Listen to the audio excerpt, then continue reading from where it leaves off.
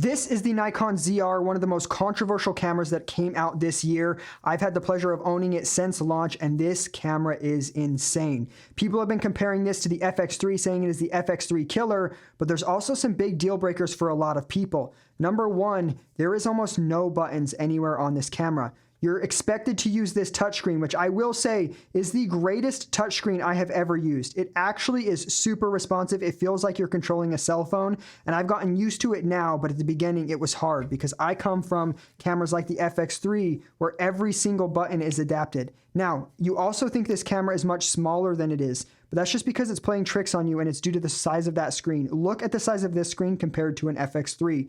It is absolutely wild. Something else that people are complaining a lot about with this camera specifically is that there's only one card slot. Now, this doesn't bother me because every cinema camera I've used in the past, I've been a videographer for 15 years. It's really common for me to have a single card slot, especially on high-end cinema cameras. There is a micro SD card slot in here.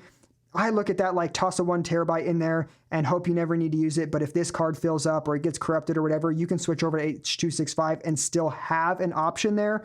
But yeah, that doesn't bother me too bad.